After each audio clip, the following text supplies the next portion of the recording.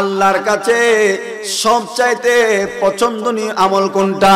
যে আমল বান্দা করলে বান্দার উপর মালিক ও মাওলা বেশি খুশি হয়ে যায়। হযরত আব্দুল্লাহ ইবনে মাসউদ বলেন, আইয়ুল আমালে হাব্বু ইলাল্লাহ, আল্লাহর কাছে সবচাইতে বড় পছন্দনীয় আমল কোনটা? আমার নবী বলেন, ক্বালা রাসূলুল্লাহ, বড় করে বলুন, সাল্লাল্লাহু আলাইহি ওয়াসাল্লাম, আসসালাতু আলা ওয়াক্তিহা। উচ্চ আওয়াজে বলেন সুবহানাল্লাহ। আমার নবী বলেন, হে আব্দুল্লাহ ইবনে মাসউদ, আল্লাহর কাছে সবচাইতে বেশি পছন্দনীয় আমল বান্দা যখন ঈমানের দৌলত গ্রহণ করে, ঈমানের দৌলত গ্রহণ করার সাথে সাথে সেই ঈমান আদর মজবুত রাখার জন্য, মালিক মওলার রাজি সন্তুষ্টি হাসিল করার জন্য, আল্লাহ এবং রাসূলের সন্তুষ্টি হাসিল করার জন্য যে বান্দা মালিকের নৈকট্য কুরবতা হাসিল করতে চায়, আমার নবী বলেন, ওই আব্দুল্লাহ ইবনে মাসউদ, সেজন্য যথা সময়ে, নির্দিষ্ট সময়ে সেজন্য নামাজ আদায় করে। নামাজ, এই নামাজ পড়লে কি হবে? আল্লাহ কোরআন কারীমের আয়াতের মাধ্যমে আমাদেরকে স্পষ্ট করে দিয়েছেন। আল্লাহ বলেন, ইন্নাস সালাতা তানহা আনিল ফাহশাই ওয়াল মুনকার। নামাজ আদায় করার সাথে সাথে মুমিন বান্দারা, মুসলমানরা সমস্ত গুনাহ থেকে, গর্হিত কাজ থেকে আমার আল্লাহ তাকে এমন ভাবে বিরত রাখবে, সেই নামাজ যত বেশি বান্দা প্রায়োরিটি দিবে, অধিকার দিবে, যথাযথ সময়ে নামাজ আদায় করবে। আল্লাহ বলেন, ইন্নাস সালাতা কানাত আলাল মুমিনিনা কিতাবাম মাওকুতা। আল্লাহ বলেন, আমি মুমিনের উপরে নির্দিষ্ট সময়ে আমি নামাজকে ফরজ করে দিয়েছি। আমার বান্দা যখন আমার সে হুকুম যখন যথাযথ পালন করবে, আমার আল্লাহ বলেন, বান্দা যতই আমি আল্লাহ কুদরত কদমে সিজদার মধ্যে পড়ে থাকে, বান্দা যত বেশি মালিকে মাওলা কুদরত কদমে সিজদায় পড়ে থাকে, ওই বান্দা তত মালিকের কাছে চলে যায়। জোরে বলুন সুবহানাল্লাহ। সেই বিষয়ে হাদিসে মুবারাকার মধ্যে ইরশাদ হচ্ছে, আমার নবী ইরশাদ করছেন যে হাদিস কানা মিশকাত শরীফে রয়েছে, বুখারী শরীফে, মুসলিম শরীফে কিতাবুস সালাতের মধ্যে রয়েছে।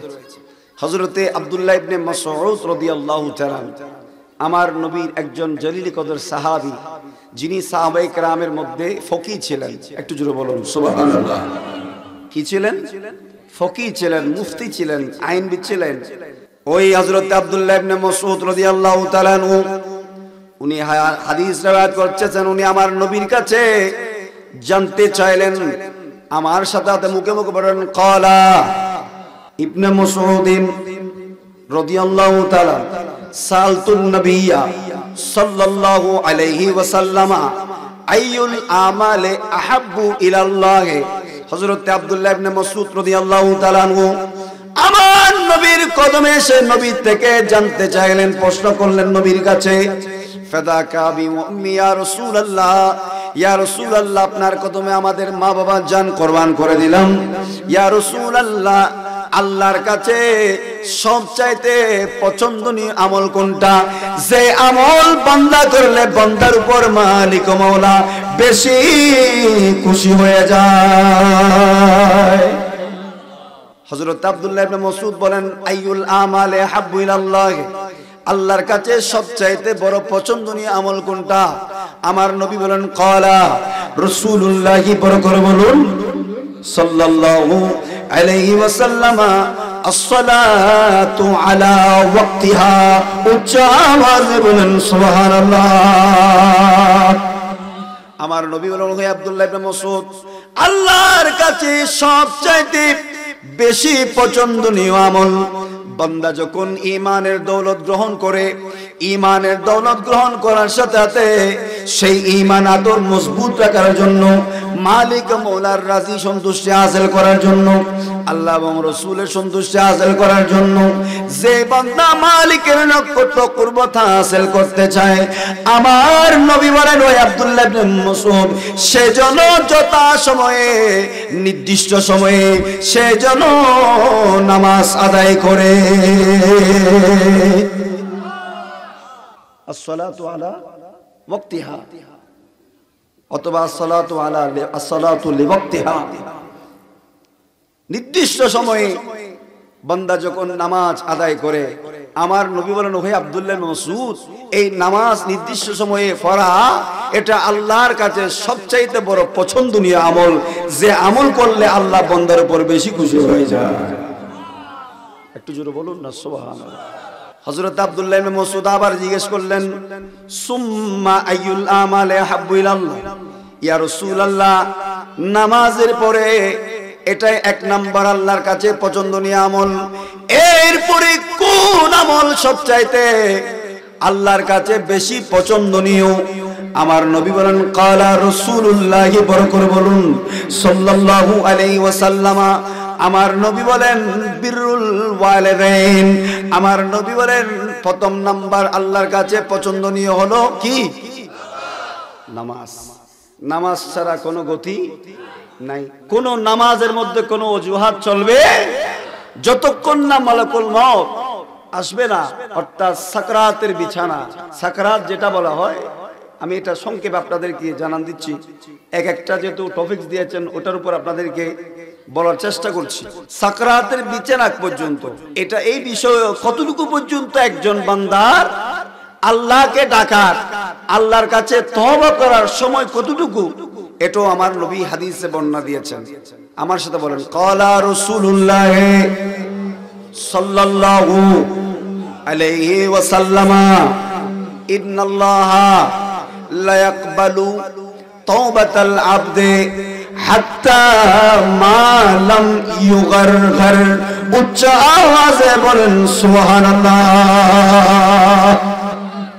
আমার নবী বলেন, ওহে আমার উম্মতেরা শুনো, ঈমান গ্রহণ করার সাথে সাথে শরীয়তের যা হুকুম আহকাম, নামাজ, রোজা, হজ, যাকাত, যেগুলো আমার আল্লাহ যা আমাদের উপর ফরজ করেছেন, এগুলো যদি আমরা আদায় করতে করতে করতে যদি আমরা আদায় করতে না পারি, আমাদের অবস্থান যদি আমাদের অবহেলার মধ্যে চলে যায়, আমার আল্লাহ বান্দাকে নিয়ামত প্রাপ্ত বানার জন্য, রহমতের ছায়া তলে থাকার জন্য আমার নবীর মাধ্যমে আমাদেরকে জানান দিচ্ছে, ওই আমার উম্মতেরা শোনো শোনো, একজন বান্দার তওবার দরজা কতক্ষণ খোলা? আমার নবী বলেন, একজন বান্দার কাছে মালাকুল মউত সাকরাতের বিছানায় আসার আগ পর্যন্ত, যে সময় পর্যন্ত সাকরাতের বিছানায় মানুষের গলার মধ্যে গর গর শব্দ, রাসূল করিম সাল্লাল্লাহু আলাইহি ওয়াসাল্লাম বলতেছেন, একজন বান্দার তওবা ততক্ষণ পর্যন্ত আমার আল্লাহ কবুল করবেন যতক্ষণ না বান্দার সাকরাতের বিছানায় তার ভেতরে ঘর ঘর শব্দ না আসে, ততক্ষণ পর্যন্ত আমার আল্লাহ একজন বান্দার জন্য মালিকের কাছে তওবা করে অতীতের গুনাহ মোচন করার জন্য সেই তওবার দরজা আমার আল্লাহ খোলা রেখেছেন। জোরে বলুন সুবহানাল্লাহ। ইন্নাল্লাহা লা ইয়াকবালু তাওবাতাল আবদি হাত্তা মা লাম ইউগারগার। আল্লাহ বলেন, অবশ্যই অবশ্যই আমি বান্দার পক্ষ থেকে আমি তওবা কবুল করব যতক্ষণ না বান্দার কাছে ঘর ঘর শব্দ সাকরাতের বিছানায় আসবে না, ততক্ষণ পর্যন্ত আমার আল্লাহ আমাদের জন্য তওবার দরজা খোলা রেখেছেন। জোরে বলুন সুবহানাল্লাহ। তওবা করার দরকার আছে না নাই? বলেন না, তওবা করার দরকার আছে না নাই? তওবা এবং ইস্তিগফার, বান্দা যত বেশি তওবা এবং ইস্তিগফার করে আমার আল্লাহ বান্দার উপর তত বেশি খুশি হয়ে যায়। জোরে বলুন সুবহানাল্লাহ। কেন? আল্লাহ বলেন, বান্দা গুনাহ করেছে, আমি আল্লাহর কাছে স্লেন্ডার হয়ে গেছে, আমি আল্লাহর কাছে এসে শর্মিন্দা হয়ে গেছে, সিজদায় পড়ে আমি আল্লাহর কাছে এমন ভাবে চোখের পানি ছেড়ে কান্না করেছে, আমি আল্লাহ আমার দয়ায় আমার বান্দার গুনাহ মাফ করে দিয়ে আমার বান্দাকে মাসুম বানিয়ে আমি দুনিয়া থেকে পর্দা করব। জোরে বলুন সুবহানাল্লাহ। তাহলে আল্লাহর কাছে প্রথম নাম্বার পছন্দনীয় আমল কি? নামাজ। হযরত আব্দুল্লাহ ইবনে মাসউদ রাদিয়াল্লাহু তাআলা আবার বললেন, ইয়া রাসূলুল্লাহ সুম্মা আইয়ুল আমালি আহাব্বু ইলাল্লাহ, আল্লাহর কাছে দ্বিতীয় নম্বর পছন্দের আমল কি? আমার নবী বলেন, বিরুল ওয়ালিদাইন, নিজের মা বাবার সাথে সুন্দর আচরণ করা, সুন্দর ব্যবহার করা, মা বাবার সেবা করা, মা বাবার নাফরমানি না করে, মা বাবার কদমে কদমে তার চরণে ছায়ায় থেকে মা বাবা যে কাজে রাজি সেই কাজ করার নাম মা বাবার সাথে সুন্দর আচরণ করা। এটাই আল্লাহর কাছে দ্বিতীয় নাম্বার পছন্দনীয় আমল। মা বাবার সাথে সুন্দর ব্যবহার করার দরকার আছে না নাই? বলেন না, আছে না নাই? আর বর্তমান কি আমাদের সমাজের মধ্যে মা বাবাকে অবহেলা করছে এরকম সন্তান আছে না নাই? কম না বেশি? বেশি। মনে রাখবেন, হযরতে তাফসীর ইবনে আব্বাসের মধ্যে হযরত আব্দুল্লাহ ইবনে আব্বাস রাদিয়াল্লাহু তাআলা আনহু উনি কিছু আয়াতকে আল্লাহর সাথে, যত আল্লাহ এবং রসুলের সাথে মালিকের সাথে এমন কিছু আয়াতকে আমার আল্লাহ অ্যাড করেছেন যে আয়াতগুলো একটা আদায় না করলে আর একটা কবুল হয় না। জোরে বলুন না সুবহানাল্লাহ। যেমন নামাজের বিষয়ে আল্লাহ বলেছেন আকিমুস সালাত ওয়া আতুজ যাকাত। নামাজের সাথে সাথে আল্লাহ যাকাতের কথা বলেছেন। কিসের কথা বলেছেন? কথা বলতে হবে, কিসের কথা? নামাজ আদায় করেছেন, আপনি সম্পদের নেশাব পরিমাণ মালিক হয়েছেন, আপনি যাকাত আদায় করেন নাই, তাহলে আপনার নামাজ কালাম আল্লাহর দরবারে কবুল হবে? যেহেতু নামাজের সাথে আল্লাহ কি অ্যাড করে দিয়েছেন? যাকাতকে কি করে দিয়েছেন? অ্যাড করে দিয়েছেন। অপরদিকে আবার আয়াতে আল্লাহ বলেন আতিউল্লাহ ওয়া আতির রাসূল, অথবা আবার আয়াতে বলেছেন মাইয়ুতির রাসূল ফাকাদ আতা আল্লাহ। একদিকে আল্লাহর এতাত, আল্লাহ বলেন আমি আল্লাহর এতাত, আমার নবীর এতাত। জোরে বলুন না সুবহানাল্লাহ। কেউ আল্লাহর আনুগত্য করলো, নবীর আনুগত্য করে নাই, তাহলে আল্লাহ বলেন আমার আনুগত্য করলে হবে না, আমার আনুগত্য করার সাথে সাথে আমার নবীর আনুগত্য করতে হবে। একটু জোরে বলুন না সুবহানাল্লাহ। কেন? পরের আয়াতে বলছেন মাইয়ুতির রাসূলা ফাকাদ আতা আল্লাহ, যে আমার নবীর ইত্তেবা করলো, অনুকরণ করলো, মূলত সে আমি আল্লাহকে অনুসরণ করলো। জোরে বলুন সুবহানাল্লাহ। 3 নম্বরে হযরত আব্দুল্লাহ আব্বাস রাদিয়াল্লাহু তাআলা আনহু বলেন যে আল্লাহর আরেকটা বিষয়ে মালিকের সাথে অ্যাড করে দিয়েছেন, তা হলো আল্লাহ বলেন ওয়াকাদা রাব্বুকা আল্লা তা'বুদু ইল্লা ইয়াহু ওয়া বিল ওয়ালিদাইনি ইহসানা। আল্লাহ বলেন বান্দারা তোমরা আমি আল্লাহর ইবাদত করো এবং তোমরা মা বাবার সাথে সুন্দর আচরণ করো। জোরে বলুন সুবহানাল্লাহ। আল্লাহর ইবাদতের সাথে মা বাবার প্রতি সদাচরণ করা আল্লাহ অ্যাড করে দিয়েছেন। কেউ যদি মা বাবাকে নারাজ রেখে কোটি কোটি বছর ইবাদত বন্দি করে, যে সন্তানের উপরে মা বাবা নারাজ, ওই সন্তানের কোনো ইবাদত বন্দেগী, হজ রোজা ইবাদত বন্দেগী কিয়ামত পর্যন্ত আদায় করলে কবুল হবে। এভাবে আমি বলতে গেলে অসংখ্য আয়াতে কারিমা তাফসীর ইবনে আব্বাসের মধ্যে, যিনি সাহাবায়ে কেরামের মধ্যে মুফাসসির ছিলেন, যিনি বলুন সুবহানাল্লাহ। তাহলে 2 নম্বর পছন্দের আমল হচ্ছে মা বাবার সাথে কি করা? সুন্দর আচরণ করা।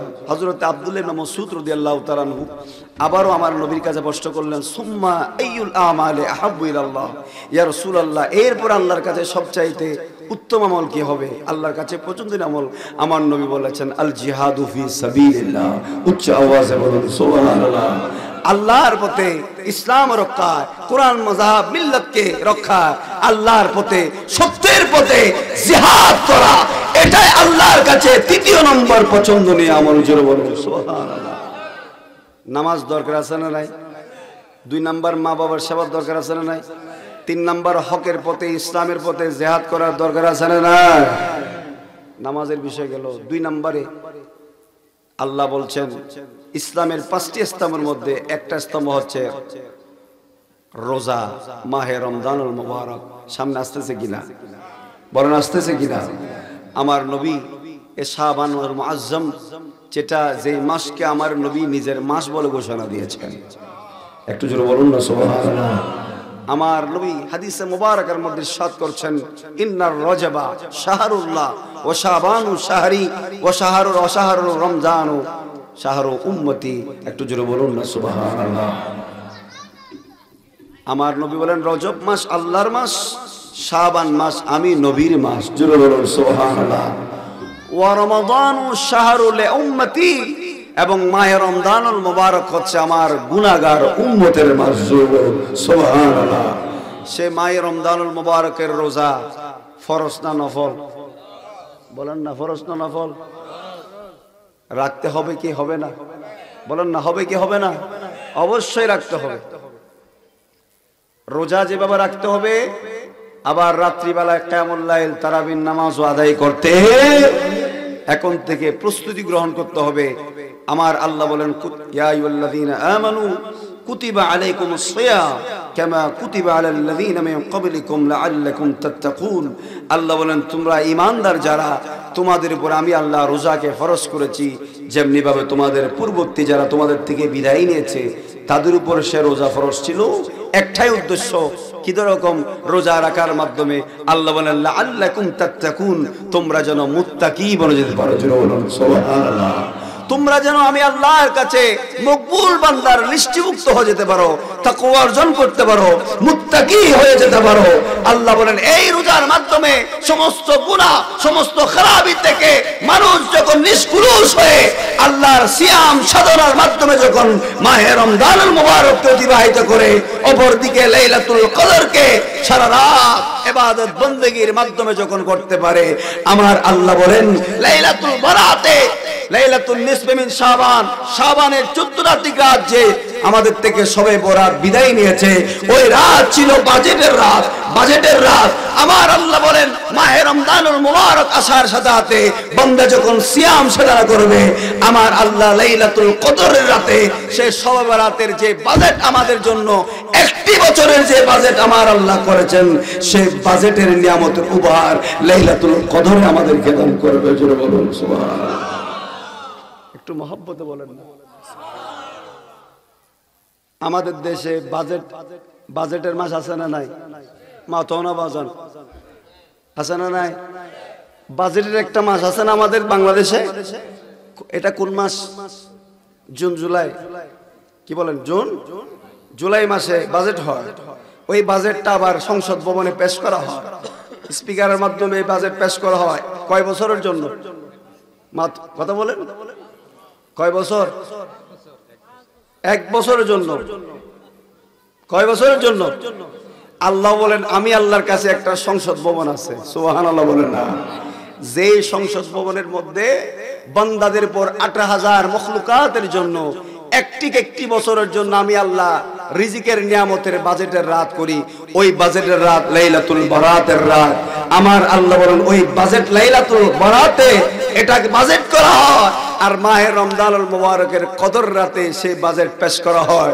তখন যার দায়িত্ব যেটা, আমি আল্লাহ তাদেরকে এক একটা দায়িত্ব দিয়ে দিই। পুরো একটি বছর 18,000 মখলুকাত জিন ইনসান নিয়ামতের সকল নিয়ামতের বাজেট সেদিনেই পেশ করা হয়, জোরে বলুন সুবহানাল্লাহ। তাহলে আমাদের কি মাহে রমজানের রোজার প্রস্তুতি এখন থেকে গ্রহণ করার দরকার আছে না নাই? আল্লাহ আমাদেরকে কবুল করুন। আর একটু জোরে বলুন না আমিন। তো মাহে রমজানুল মুবারক যখন আসবে, আমরা কি গুনাহতে লিপ্ত হতে পারবো? বলেন না, লিপ্ত হতে পারবো? এখানে বলা হয়েছে অশ্লীলতা। বর্তমান সময়ে ফিতনার যুগে এমন ভাবে চারিদিকে অশ্লীলতা, বেহায়াপনা, ডিজে ফেগেস, জান ফেগেস, আমাদের টকবকে যুবক ভাইয়েরা এমন ভাবে সেদিকে আগ্রাসন হয়ে গেছে। মা বাবা আর নির্দেশনা, মা বাবা কোন দিকে চলছে সেদিকে আর কোনো আমাদের লক্ষ্য নাই। নিজের যেমন ইচ্ছা তেমন বেপরোয়া লাপাত্তা হয়ে আমরা গুনাহের কাজে, অশ্লীল কাজে আমরা ব্যস্ত হয়ে গেছি। অথচ আল্লাহ পাক সুবহানাহু ওয়া তাআলা কুরআনুল কারীমে স্পষ্ট ঘোষণা করে দিয়েছেন।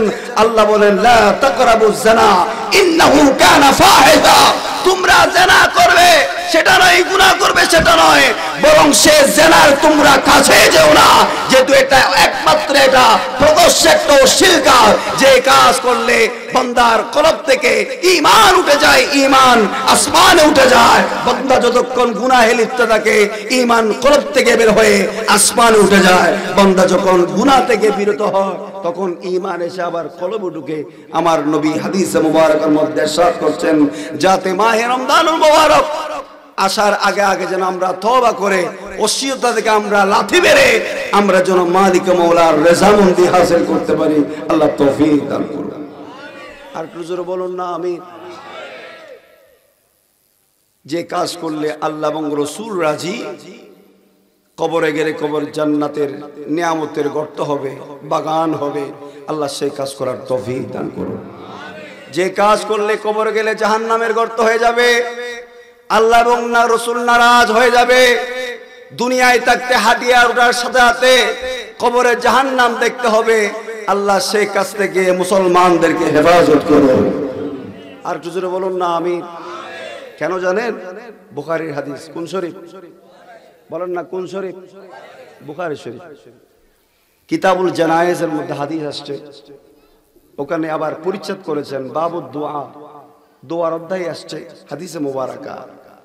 এবং আবু দাউদে হাদিস আসছে, রাসূল করিম সাল্লাল্লাহু আলাইহি ওয়াসাল্লাম ইরশাদ করছেন, একজন নেককার বান্দা যখন দুনিয়া থেকে পর্দা করে, তখন ওই নেককার বান্দা নিজের আপন আহলিয়া, পরিবার পরিজন, আত্মীয় স্বজনকে ডাক দেয়। কি বলে?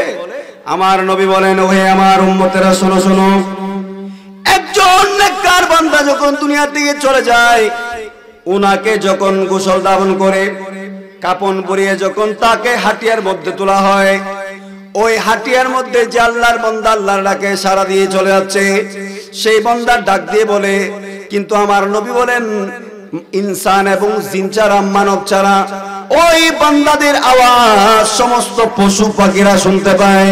আর ওই নেককার বান্দা হাঁটিয়ে তোটার সাথে সাথে আমাদেরকে ডাক দিয়ে বলে, কদ্দিমুনি কদ্দিমুনি ইয়া আহলে বাইত, ওই আমার আহলে বাইত, আমার পরিবার পরিজন, আমার সন্তানেরা, তোমরা আমাকে আমার জানাজা পড়ে তোমরা তাড়াতাড়ি আমাকে দাফনের ব্যবস্থা করো, যেহেতু আমি আমার এই হাটিয়া থেকে কবরের মধ্যে জান্নাত দেখতে পাচ্ছি। একটু জোরে বলুন না সুবহানাল্লাহ। মাইয়াত হাটিয়াটার সাথে সাথে নিজে দেখতে পায় তার কবরটা জান্নাত না জাহান্নাম। যদি নেককার বলে যেতে পারে, নবী বলেন তেরা সেই নেককার বান্দা হাটিয়ে থেকে আওয়াজ করে করে বলে, কদ্দিমুনি কদ্দিমুনি আহলে বাইত, ওই আমার সন্তান, আমার পরিবার পরিজন, আমার আত্মীয় স্বজন, আমার পাড়া প্রতিবেশী, তোমরা তাড়াতাড়ি আমার গোসল দাফন কাফনের ব্যবস্থা করো, জানাজা পড়ে আমাকে দাফন করে দাও, যেহেতু আমি হাটিয়ে থেকে আমার স্থান জান্নাত দেখতে পাচ্ছি। জোরে বলুন সুবহানাল্লাহ। একই ভাবে নবী বলছেন, বান্দা যখন বদকার হয়ে দুনিয়া থেকে যায়, সারা জীবন হায়াত যতটুকু দিয়েছে আল্লাহ, সে হায়াতটুকু আল্লাহর নাফরমানিতে, রাসূলের নাফরমানিতে নিজের মন গড়া যেমন ইচ্ছা তেমন ভাবে অতিবাহিত করেছে, ওই রকম বান্দাও যখন হাঁটিয়েতে উঠে, তাকে যখন গোসল করে কাফন পরে যখন তাকে হাটিয়ার মধ্যে তোলা হয়, তখন সে বান্দাও ডাক দিয়ে বলে, ওয়াইলাহা ওয়াইলাহা, ওহে আমার আত্মীয় স্বজন, আমার আত্মীয় স্বজন, আমার পাড়া প্রতিবেশী, আমার সন্তানেরা, তোমরা আমাকে কোথায় নিয়ে যাচ্ছ? চিৎকার দিয়ে আওয়াজ করে করে বলে, কিন্তু আমাদের চোখ নাই, আমাদের কান নাই, শ্রবণ করার শোনার সে শক্তি আমাদের নাই। কিন্তু আমার নবী উম্মতের আওয়াজ শুনে কিনা, সে আকীদা আমাদের আছে না নাই? আমার নবী উম্মতের অবস্থা দেখে কিনা, সে ক্ষমতা দিয়েছেন কে? আমার নবী বলেন, ইন্নী আরা মা লা তারাউন, ইন্নী আসমাউ মা লা তাসমাউন। আমার নবী বলেন, আমি নবী যা দেখি তোমরা তা দেখো না, আমি নবী যা শুনি তোমরা তা শুনো না। আমার নবী বলেন, আমি নবী সামনে যেভাবে দেখি পেছনেও সেভাবে দেখি, সামনে যেভাবে দেখি পেছনেও সেভাবে দেখি। আমি নবীর জন্য আমার আল্লাহ পুরো কায়নাতকে আমি নবীর আমার আল্লাহ হাতের তালুতে দিয়েছে।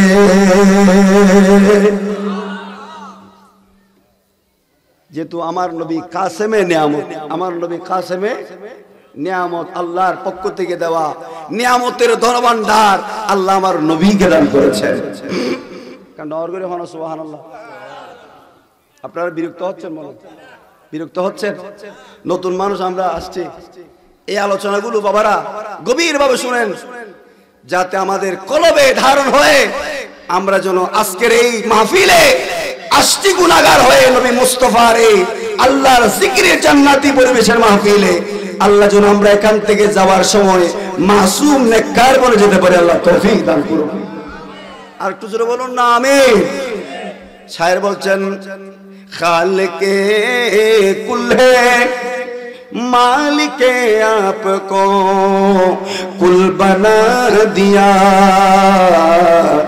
दोनों जहां तेरे लिए कब्ज़ूर इख्तियार में। सुबहानाल्लाह पढ़े।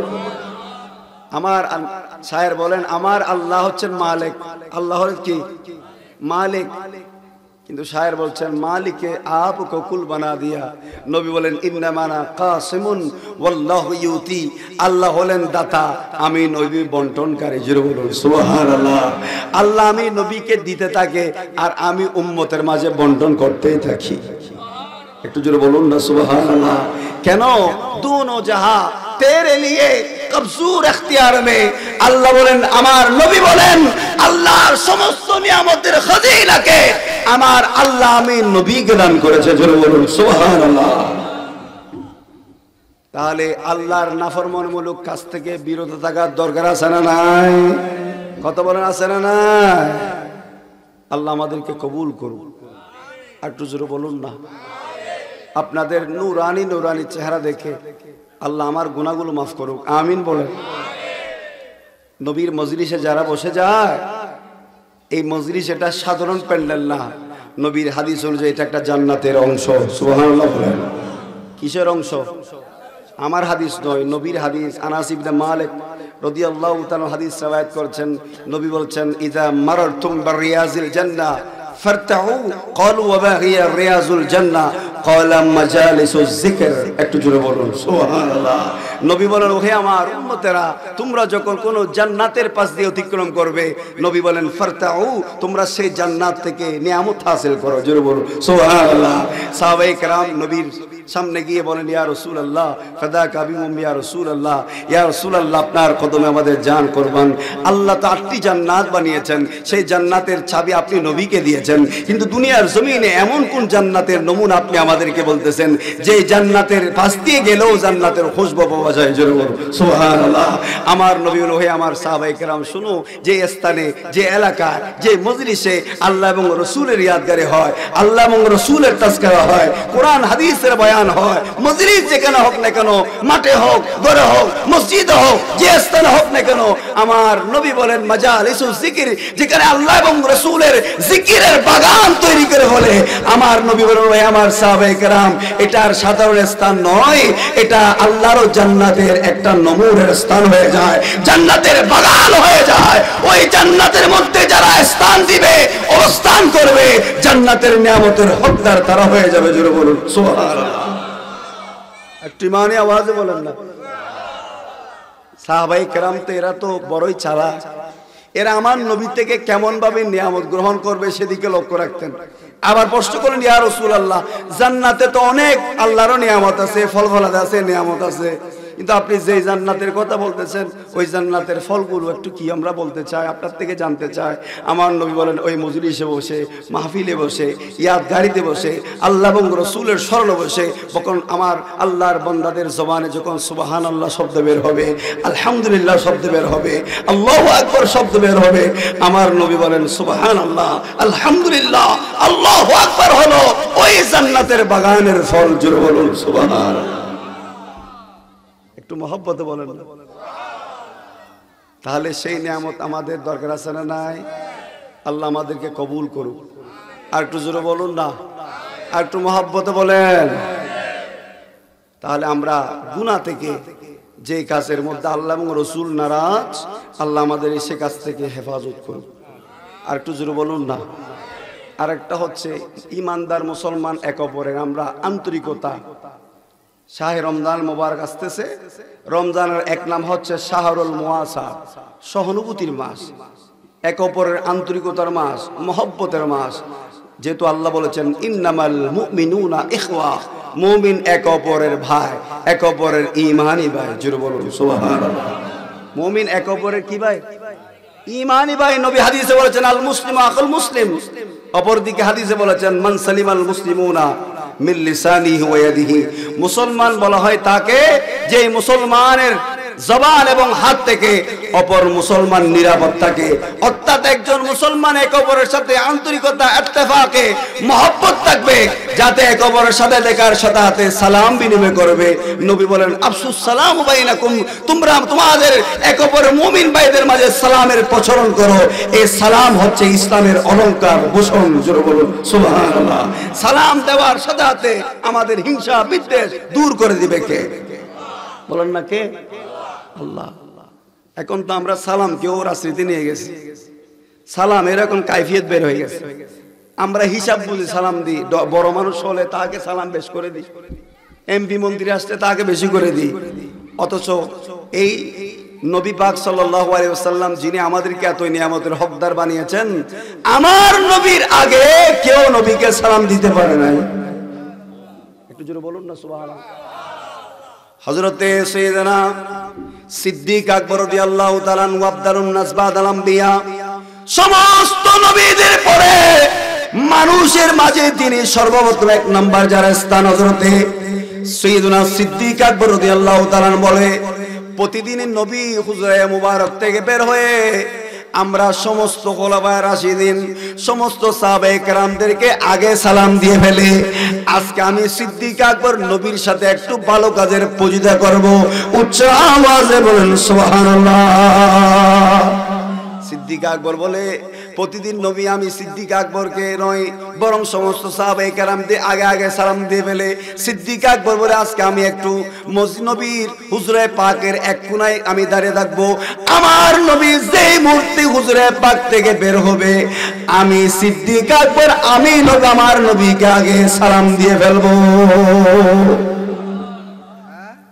আচ্ছা, সিদ্দিক আকবর যে নবীকে সালাম আগে দেওয়ার জন্য কোনায় দাঁড়িয়ে আছে, আমার নবী দেখছেন কিনা? জানেন কিনা? বলেন না, জানেন কিনা? সেই ক্ষমতা দিয়েছেন কে? কিন্তু সিদ্দিক আকবর আল্লাহর হুকুম পালন করতেছে। আল্লাহ বলতেছেন ফাস্তাবিকুল খায়রাত, তোমরা ভালো কাজের প্রতিযোগিতা করো, ভালো কাজের প্রতিযোগিতা করো। সিদ্দিক আকবর বলেন, প্রত্যেকদিন নবী আগে সালাম দেয়, আজকে আমি চেষ্টা করব নবীকে আগে সালাম দেওয়ার জন্য। কারণ ডর করে কোন সুবহানাল্লাহ। দেখা যাচ্ছে আমার নবী হুজরে পাক থেকে বের হতে দেরি নেই, নবী বলেন আসসালামু আলাইকা ইয়া আবু বকর। জোরে বলুন সুবহানাল্লাহ। ওই সিদ্দিক আকবর তোমাকে সালাম। জোরে বলুন না সুবহানাল্লাহ। এটার দ্বারা কি বোঝা গেল? আমার নবী আমাদেরকে সালামের শিক্ষা দিয়েছেন, সালাম প্রচলনের শিক্ষা দিয়েছেন। সালামের মাধ্যমে একে অপরের থেকে সমস্ত হিংসা বিদ্বেষ অহংকার দূর হয়ে যায়। নবী বলেন, বান্দা যত বেশি একে অপরকে দেখার সাথে মুমিন মুসলমান ভাই ভাই সালাম বিনিময় করে, আমার আল্লাহ তাদের কলবের মধ্যে রহমত ঢেলে দেয়। কি ঢেলে দেয়? বলেন না, কি ঢেলে দেয়? রহমত, শান্তি ঢেলে দেয়। আল্লাহ আমাদেরকে সালাম দেওয়ার তৌফিক দান করুক, একে অপরের আন্তরিকতা বন্ধনে আবদ্ধ হওয়ার তৌফিক দান করুক।